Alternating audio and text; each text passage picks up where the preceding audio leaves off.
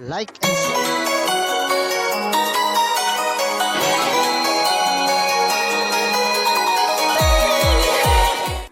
Alhamdulillahirabbil alamin.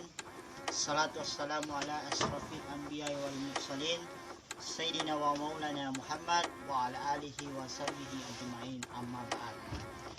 Puja dan puji rasa syukur kita kepada Allah Subhanahu wa taala, karena Allah Subhanahu wa taala yang telah memberikan rahmat, Allah Subhanahu wa taala yang telah memberikan hidayah kepada kita, Allah Subhanahu wa taala yang telah memberikan taufiknya kepada kita, sehingga pada hari ini kita masih dapat bersua bersama, kita masih dapat bertemu bersama, live bersama untuk mendengarkan tausiah saya pada kesempatan siang hari ini. Para pemirsa dimanapun saat ini Anda berada, begitu pula salawat dan taslim kepada junjungan kita Rasulullah Muhammad sallallahu alaihi wasallam sebagai nabi yang telah membawa adinul Islam sebagai cahaya penerang di balik kegelapan yang gelap gulita pada zaman jahiliyah pada saat itu. Para pemirsa dimanapun saat ini Anda berada, pada kesempatan ini saya akan menyampaikan satu tausiah singkat kepada Anda, yaitu pentingnya kita berpuasa Ramadan 1441 Hijriah. Pertama, Anda di dalam Al-Quran dikatakan dalam surah Al-Baqarah ayat 183, Ya ayyuhallazina amanu kutiba alaikumus siyam kama kutiba alal ladzina min qablikum la'allakum tattaqun.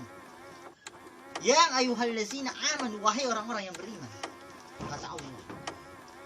Orang di dalam ayat ini diperintahkan bahwasanya orang yang diperintahkan untuk berpuasa adalah orang yang beriman kepada Allah Subhanahu wa taala.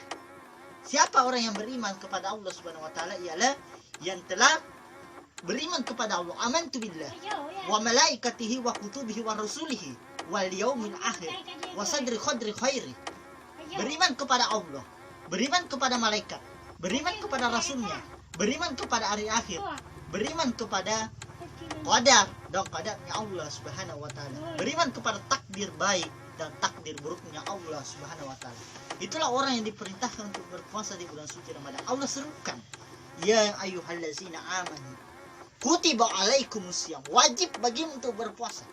Kalau ada orang yang beriman kepada Allah, lalu dia setelah mengucapkan kalimat asyhadu an la ilaha illallah wa asyhadu anna muhammadar rasulullah, lalu dia tidak berpuasa, maka wajib baginya, maka haram. Kebalikan daripada wajib adalah haram. Maka barang siapa yang tidak berpuasa, maka dosalah baginya, tetapi tidak ada dosa yang didapatkan bagi orang yang tidak beriman kepada Allah lantas dia tidak berpuasa. Tapi kalau orang yang beriman kepada Allah lantas dia tidak berpuasa, maka dosalah yang akan dia dapatkan.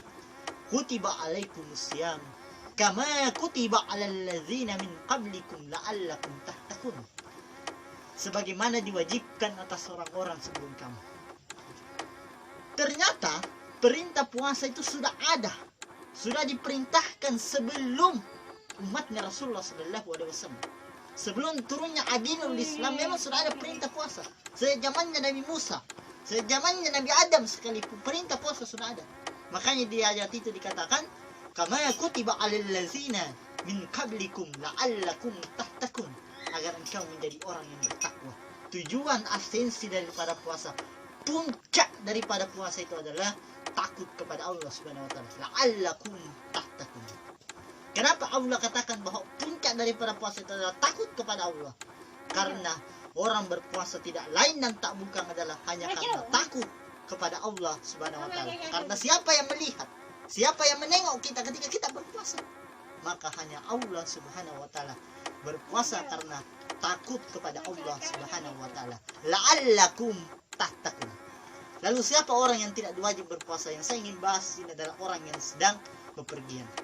Ketika Anda sedang bepergian, baik itu pergi musafir, baik itu pergi perjalanan jauh, maka dalam sebuah hadis dikatakan bahwa dibolehkan bagimu tidak berpuasa ketika engkau dalam bepergian. Sebagaimana yang diriwayatkan oleh Anas radhiyallahu anhu, ketika kami dalam bepergian bersama Rasulullah sallallahu alaihi wasallam, orang-orang yang ada bernaung hanya bernaung dengan selimutnya. Adapun orang-orang yang berpuasa maka tidak ada berbuat apa-apa. Adapun orang-orang yang tidak berpuasa, maka mereka yang mengerjakan semua keperluan bersama Maka Rasulullah Shallallahu Alaihi Wasallam bersabda, hari ini orang yang tidak puasa telah memborong semua pahala. Ternyata dalam hadis ini dikatakan bahwa ternyata orang yang sedang bepergian lantas dia tidak berpuasa, dia tetap mendapatkan pahala sama dengan pahalanya orang-orang yang berpuasa, karena dia sedang bepergian, musafir. Sepakatlah para ulama bahwa perjalanan yang dimaksud di sini adalah lebih kurang daripada 10-20 km. Itu perjalanannya wajib, boleh bagimu untuk tidak berpuasa. Dibolehkan bagimu, hukumnya adalah mubah, boleh bagimu tidak berpuasa. Tetapi kalau kau tidak berpuasa, kau tetap akan mendapatkan pahala seperti orang-orang yang berpuasa. Tetapi konsekuensinya dalam Al-Quran dikatakan bahwa engkau wajib bagimu untuk bayar fidyah. Berapa fidyah yang harus dibayar? 2 sa'. Kalau 2 sa' itu artinya kalau kita zakat fitrah itu 4 liter. 2 sa' itu berarti sekitar 2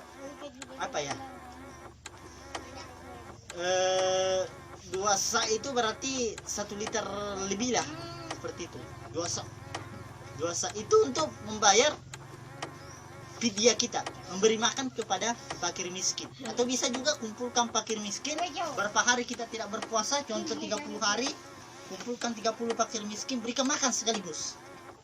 Itu sama saja. Atau kita hari ini kita berikan kepada si A, hari besok si A sampai 30, bisa juga. Atau kumpulkan sekaligus 30 lalu kita memberikan makan, sama saja. Kita fidyahnya seperti itu. Oke, baik para pemirsa dimanapun saat ini Anda berada menyaksikan video saya ataupun menonton video ini, semoga saja bisa bermanfaat bagi kita semuanya. Saya Mahmud Ramadan, mahasiswa ST Al Ghazali Baru, mengucapkan selamat menunaikan ibadah puasa 1441 Hijriah. Semoga saja amal ibadah puasa kita diterima di Allah Subhanahu wa taala. Amin amin amin amin ya rabbal alamin. Assalamualaikum warahmatullahi wabarakatuh.